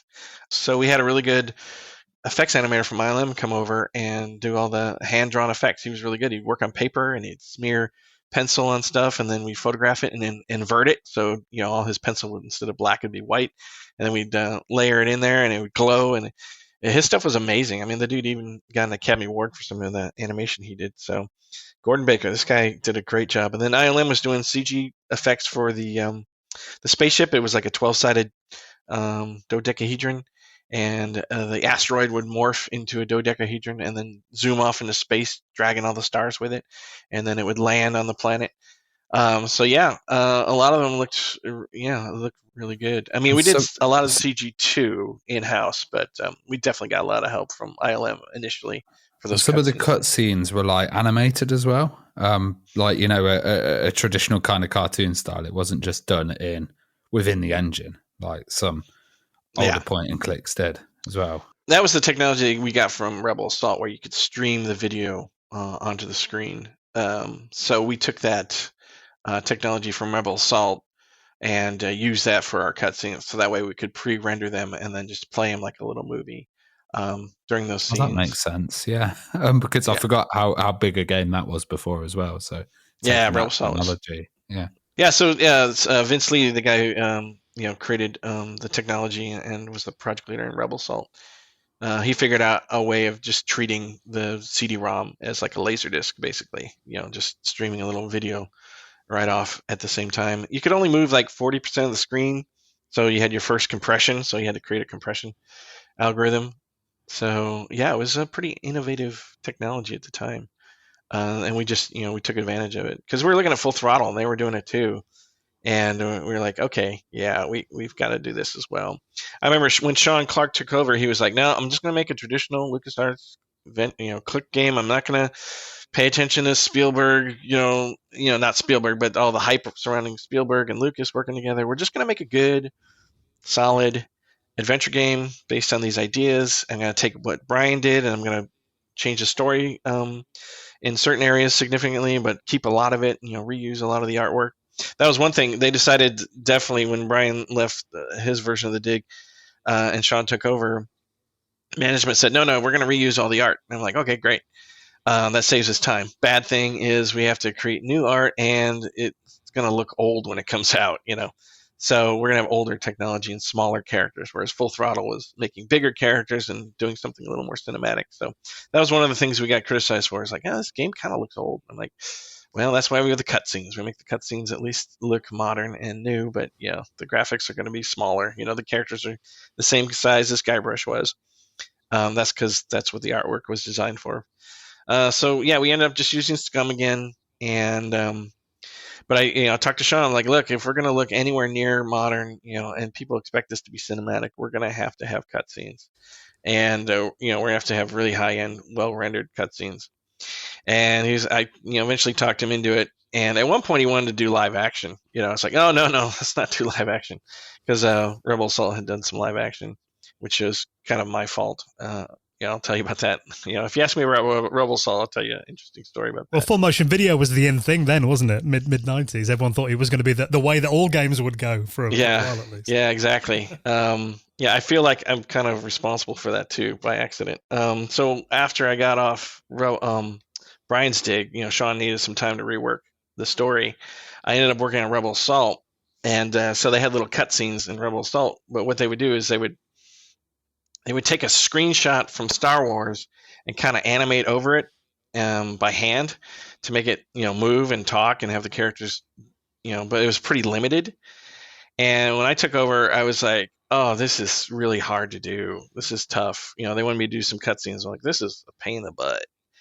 And because I thought this was really tedious, I went to management. I said, hey, can we just go up to the ranch, to the barn where they keep all the props and costumes? Can we just go up there and put people in it and we can just film them, and then I could put that into the scene and I could paint in Photoshop. There's this new program called Photoshop. I can make it look realistic like a bar, because there was a scene where these pilots hang out in this bar on the Rebel base, or it's a lounge or something like that.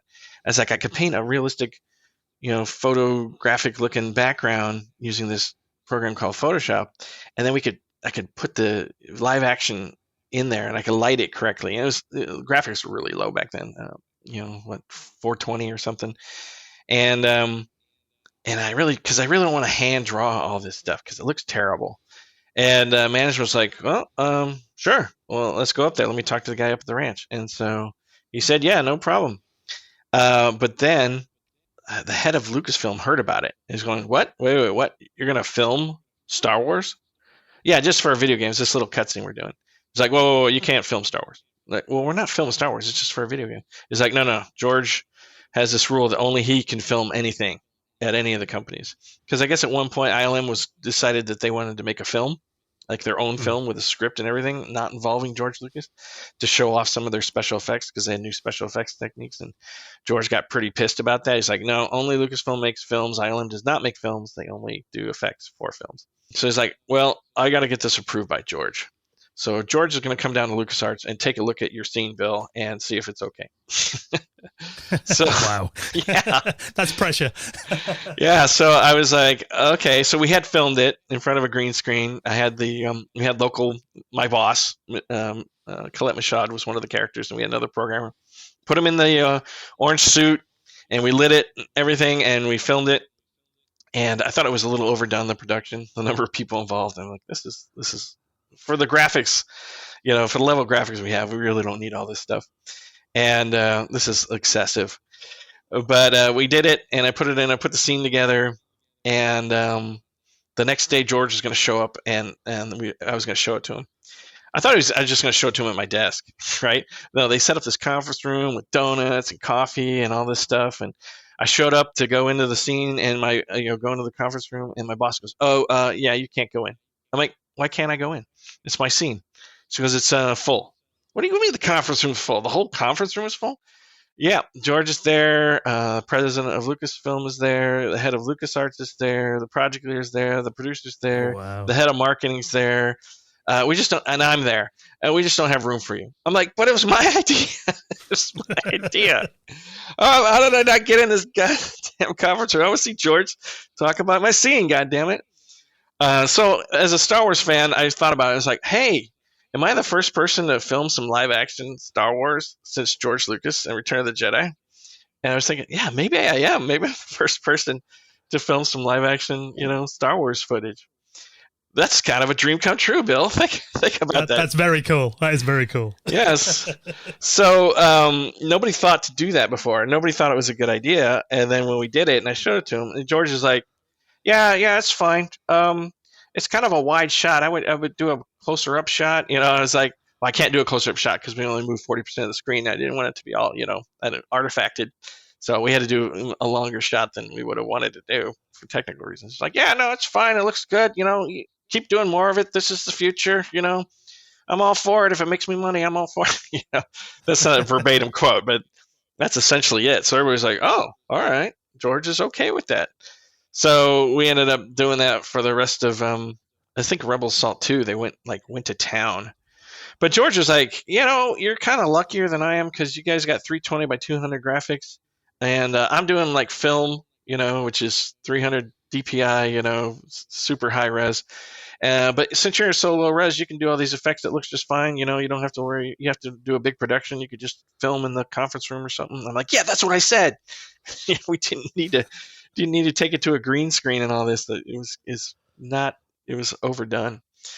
So after that, everybody's like, oh yeah, let's start doing live action. Oh, cool. We can do live action. I'm like, are you kidding me? Really? You're going to do live action? All right, fine, whatever.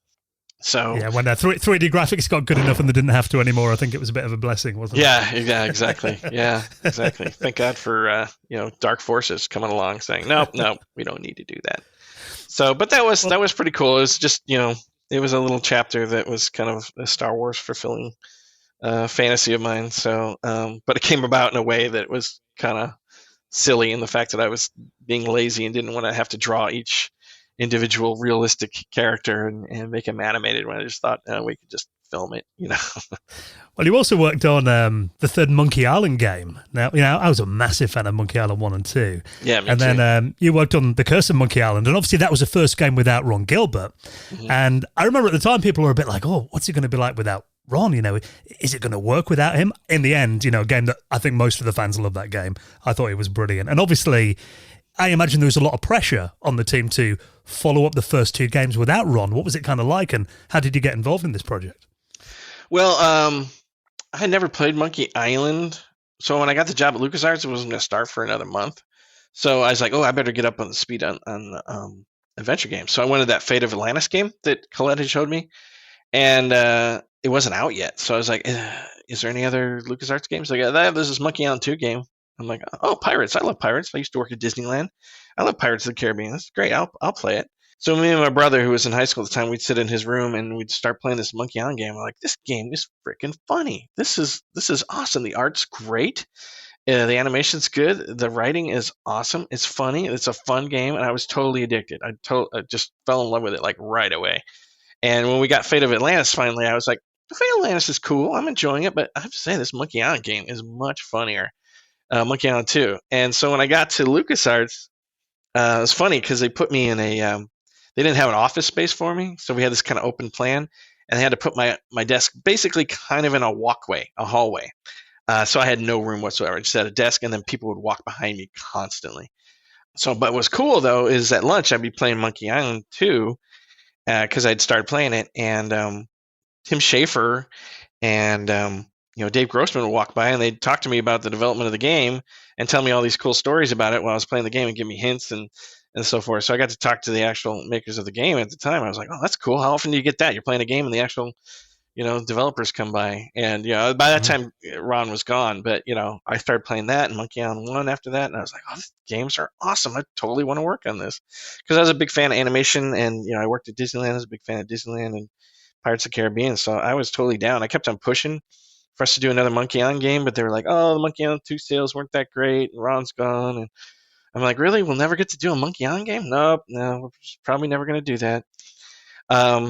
So I was like, oh, that's a bummer. But then when Larry Ahern was done with Full Throttle and he wanted to be a project leader, and Jonathan Ackley, who was done with The Dig, they said, okay, why don't you guys team up, come with an idea? Maybe you can pitch Monkey Island, and because we haven't done a Monkey Island game in a while. And they're like, okay, sure, let's do that. That'll be fun because Larry Ahern had worked on Monkey Island 2 with Ron, so he knew Ron well. And Jonathan, had worked on LucasArts stuff. I don't think he worked on Monkey Island, but he was pretty funny and a good programmer and a good writer. And those two were very, good friends, and they got along really well. And he pitched me some of his ideas for Monkey Island, and I was like, oh, yes, that sounds cool. And they just locked themselves in a room for like 3 months and just came up with a good story. And I was dying to work on it, and I just finished The Dig, and I was like, oh, I really want to work on it. But they hadn't made up their mind about who was going to work on it or what kind of style they were going to do. So I was like, oh, come on, please, let me do it. I even me and my wife even honeymooned in the Caribbean just because I wanted to do some reference photographs of the Caribbean and at Disney World. Nice. So I could take pictures of Disney World, Pirates of the Caribbean. And I even brought back a bunch of souvenirs and so forth. And mind you, I was still not officially on the game yet. And I was going to say, did you put that through as a business expense on the trip to the Yeah, I should have. So I brought in all this pirate stuff that I bought at Disneyland. I gave it to Jonathan and Larry to put in their office and decorate their office. So it was just a little bribe, because they hadn't decided yet which way they wanted to go.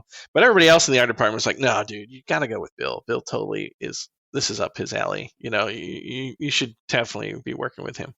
And so I still subtly kind of would, push for me to be on the game. And I think they were just, at the time, I think they were just holding their cards close to their chest. But ultimately, I did a bunch of tests for them.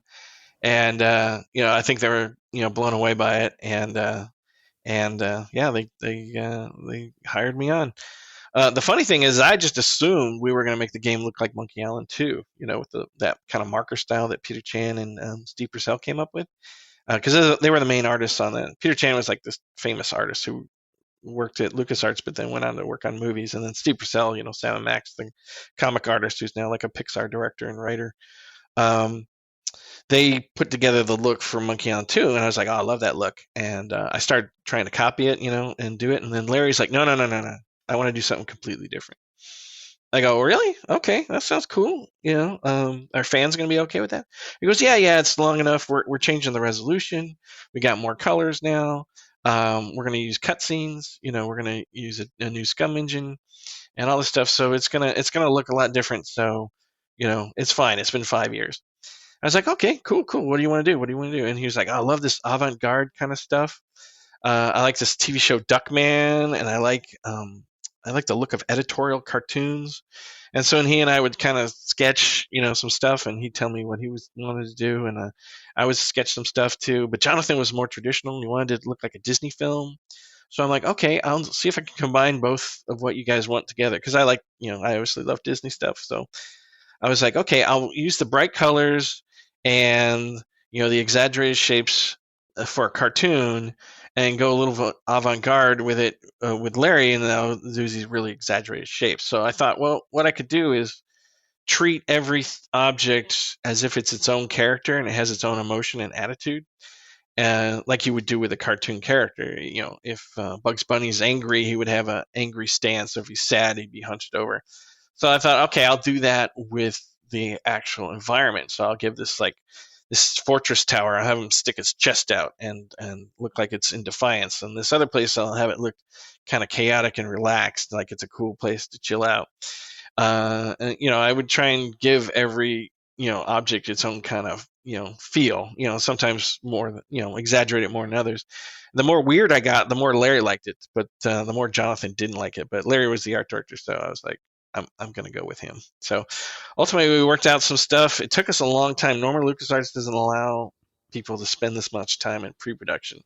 And that was kind of frustrating for the animators, because Larry would go back and forth on the character design. And they're like, well, we got to nail this character design down soon, because we got to start animating. So they eventually compromised and came up with the final design. Larry wanted something a little more weird. But the animators were like, yeah, we can't really animate that. We have to do something a little more traditional. So they sort of split the difference and came up with something that was traditional but kind of weird at the same time, or different, exaggerated. So yeah, that's how we started on it. So the technique we came up with was I was going to draw it on pencil with these weird exaggerated shapes, and I would do thicker lines for the outlines of things, and then do a little more sketchier line for the light details. And I'd scan it in the computer, and then I'd paint it in Photoshop with the high-res colors. And then we would take it into another program, Debabbilizer, if you remember that, and then we would drop it down to 240 colors. But I noticed, though, that we had 640 by 480 graphics, that we didn't need that many. We didn't need more colors. There was still only 256 colors, because the pixels were so small that two different colors next to each other in your eye would kind of blend to make a third color.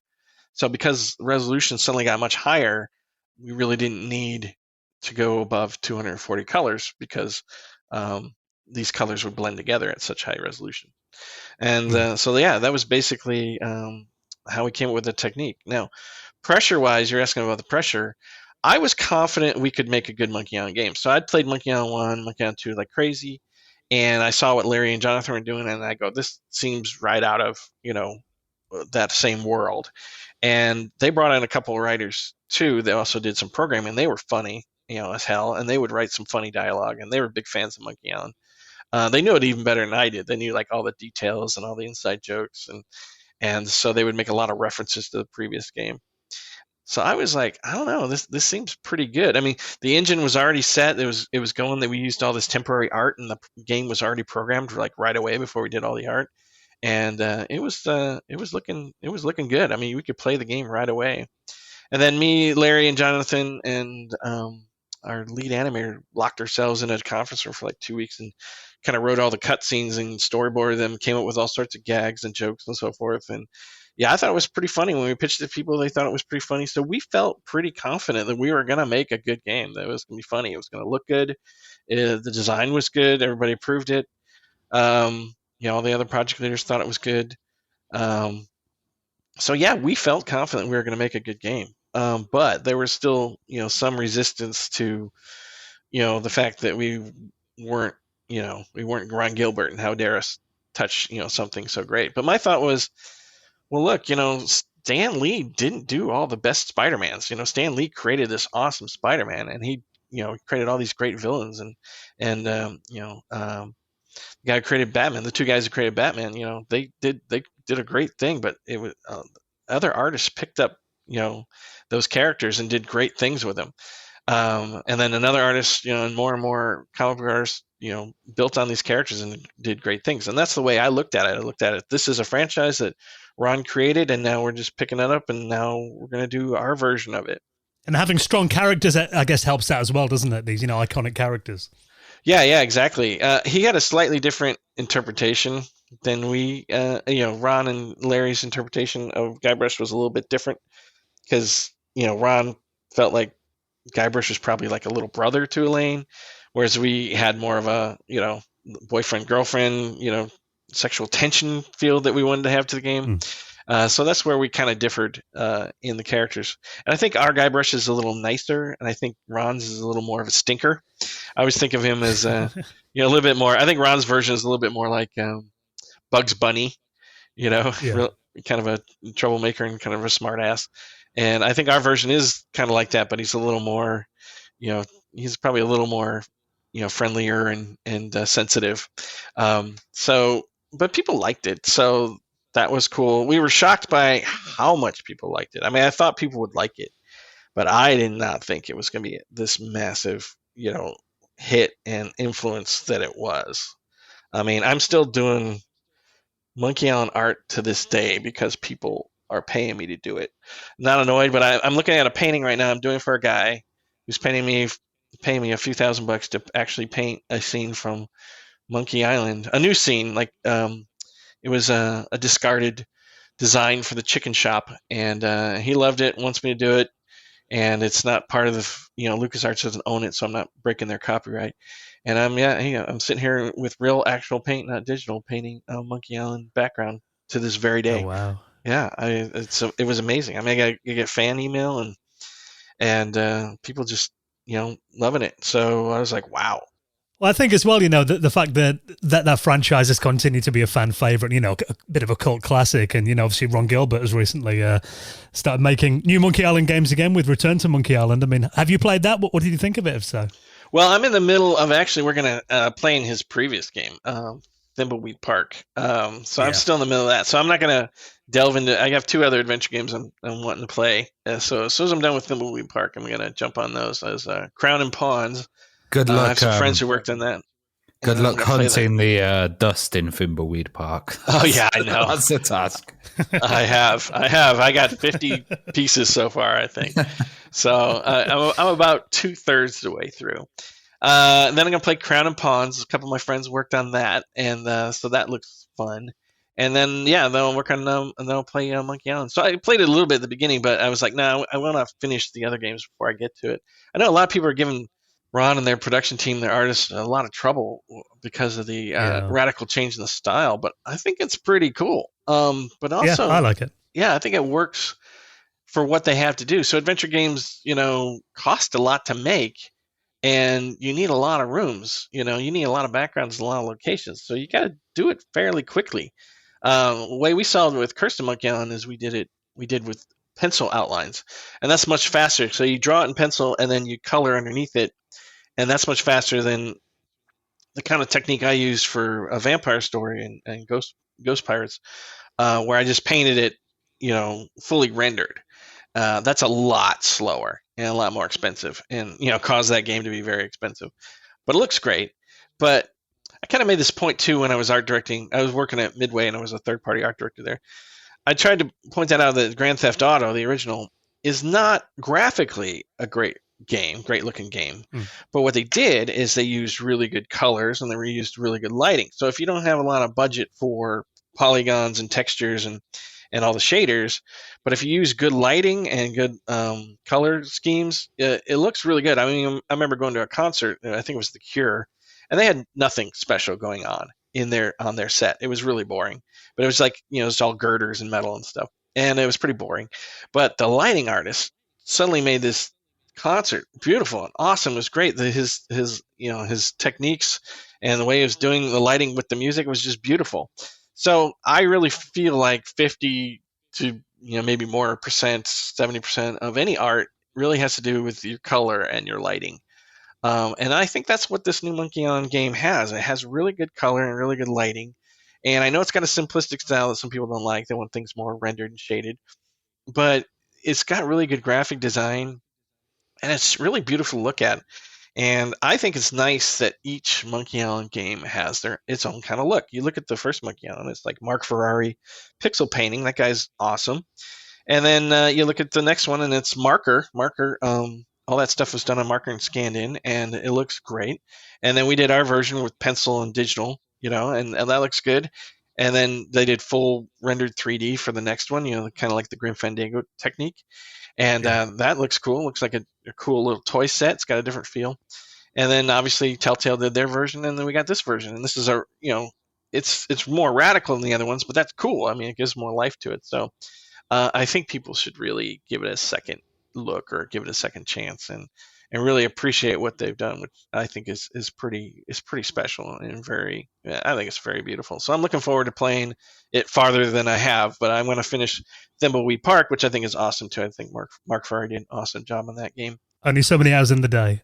Yeah, exactly. Yeah. Well, Bill, let's talk about what you're doing these days, because I mean, you did touch on a vampire story. So obviously you founded your own studio in 2002, and that was one of the games you released since then. And actually, you've brought that game back recently, so people can play a vampire story now on a Zoom platform, and very soon, I believe it's going to be coming to Steam. You mentioned to me before we started recording as well. So tell us a bit about this then, and why you decided to bring the game back for fans. Sure. Vampire Story. So I like doing adventure games. At LucasArts, we started doing less and less adventure games. So I worked on Indiana Jones, and that was more of a Tomb Raider game. And then worked on a Boba Fett game, which is like a shooter. And I was like, I really love to do an adventure game. And where I get my ideas for things is usually I'm just sketching in a book or doodling on paper. And, I come up with a character or an idea, and I just draw it, and I think it's fun. But then sometimes I start thinking about the character, like who is this character? What's their backstory? So forth. So I was noodling one time on that same cruise ship that I took before I started working on Monkey Island on my honeymoon. I was doodling this character that was inspired by Edward Gorey, who's kind of like a gothic illustrator, does a lot of ink and pen stuff, and is one of the inspirations for Tim Burton. And he does a lot of kind of macabre, humorous little cartoons. And I was designing my own version of his style, but with my style mixed in, of a vampire girl and her bat companion. And I started thinking about the story behind it. And the next page, next to the sketch, I started writing out this whole story. And I was like, this might make a good adventure game. But at the time, if you pitched something to LucasArts, they would own it. So if they didn't want to do it, they would still own it. So you couldn't take it anywhere. So I really hated that. I know a lot of companies don't do that anymore. They actually even let you work on your own game sometimes, like Activision Blizzard does. But I wish LucasArts had at the time, but I think legally they were just trying to cover their butt. Because George's number one rule is don't get me sued. Don't let anybody get the keys to my treasure chest. And that's what he told the head of LucasArts. Number one thing, don't do anything that'll get me sued. Don't make a good game. Just number one, protect my assets. So that's why he has an army of lawyers that sue everybody at any time, or used to anyway. And so I never pitched it to LucasArts, and I wanted to do it on my own. So I worked at several different companies, but in the meantime, I was working on this game on my own and doing artwork for it. And I finally put together a demo and got some marketing on it, and got some publishers in Germany to fund the game. So back in 2008, I got a chance to make a vampire story. It was supposed to be a 3-game series, but at the time when the game came out, it came out right in November of 2008, which is exactly when the economy took that super dive during the Great Recession. So what we hoped would be a big hit ended up being kind of a medium hit. And so that kind of put the damper on all of us. And, adventure games sort of didn't make as much money at that period of time, and kind of sapped all the energy out of my company, and we just couldn't move forward. We ended up making 2 games, one for Crimson Cow and the other one for this company called DDP. And DDP wanted pretty much a copy of Monkey Island. I was like, I don't really want to do a copy of Monkey Island. But I will do something that takes place in the Caribbean and a Monkey Island style. And so they were like, oh, yeah, that sounds good. And so that's when we came up with Ghost Pirates of Vuju Island, which is sort of based on an idea that Larry and Tim Schafer Larry Ahern had, where they're like, I want to do an adventure game, but I want to do a short adventure game. So I don't have to spend like a year and a half on it. And Larry's like, yeah, I'd love to do stories about characters other than Guybrush in the Monkey Island universe. And I remember talking to Larry about it too. I was like, yeah, wouldn't it be cool if there were 4 different characters and you could jump between them and they would tell different stories. And so that's where the idea for Ghost Pirates Vuju Island came along. So again, that game came out at the same recession era, and it just didn't sell well. So it had a lot of fans, and a lot of people were looking forward to it. Both the games, The Vampire Story and Ghost Pirates. But the technique we used to make the game and having to make our own engine, really sucked up our budget. And I think you're right about what you said then as well. It was kind of the wilderness years for adventure games in many ways. It feels like now seems like a good time for people that might have missed those games, in the mid to late 2000s. Now that adventure games are, really back on the map again, a good chance for them to try something they might have missed. Yeah, exactly. They seem to be having a bit of a renaissance. So, Crimson Cow owned the rights to do Vampire Story 2 for a long time, and I finally bought them back, 10 years later. And so I have the rights back. So I'm jumping right back in. We're going to start working on a Vampire Story 2. We already have started working on it, but we're working on a demo, and then we hope the demo we can pitch to publishers, investors, and they will they'll give us an advance to work on the game. So far it's coming together really good, and it's playable and working. We're just finishing up the animation right now, and hopefully soon we'll be pitching it. And the Vampire Story 1 was on Steam for a while, and but it wasn't working well because it was made in 2008. It was supposed to work for Windows Vista and Windows I forget whatever version was out at the time. XP, yeah. Yeah, XP, yeah. Yeah. And it didn't. It's not working well on current games, and I wasn't really happy about that. So I found out about Zoom Platform, and Jordan Freeman of ZoomPlatform.com, Zoom-Platform.com. Contacted me and said, hey, we need to get this game on my platform because then it'll run great. So, I saw a lot of comments where people were like, oh, I can't get it to work, and they have to jump through hoops and all these workarounds, and I felt bad. I was like, I want people to play this game. And it goes through this cycle because it's a Vampire Story game. Around Halloween, people start wanting to play it. It starts getting advertised, and then suddenly people start buying it again. And then they're like, oh, it doesn't run on my modern machine. So I got really annoyed with that. So when Jordan came along, I was like, oh, this is the perfect solution. People can play it on here and on Zoom Platform. But I still needed it. We both felt, 90% of games are sold on Steam. We really need to have it on Steam. So we're working on that now, too, to make sure that his platform can run on Steam. And it should be on Steam pretty soon. And that's what we're working on right now. So people who have not played a Vampire Story within the next month or two, you'll be able to jump in. I mean, you could go right now to ZoomPlatform.com and play it. But if you prefer Steam, then you can probably in a couple months it'll be available. Well, I'll stick a link to it in our show notes as well, so people can go on and check it out. It's wonderful that you're still doing adventure games, Bill, and the passion still burns strong. So really appreciate you coming on and reminiscing with us, and best of luck with A Vampire Story 2 as well. Oh, thank you very much. Yeah, we're having fun working on it, and I think people will like it. I think it looks better than the first one, and we're just taking advantage of the new technology. The game's going to look even better than it ever has. So I love it. Every time we make a new game, we got to take advantage of the new technology, and it looks better and better each time. So I'm really excited to be working on it and seeing how it turns out. But thank you so much for having me on. Sorry if I droned on way too long. Like I said, I've been in the industry for a long time. I got a lot of stories and backstories, and I know we just don't have time to go over all of them, but it was fun. Thank you for having me on and let me reminisce about it.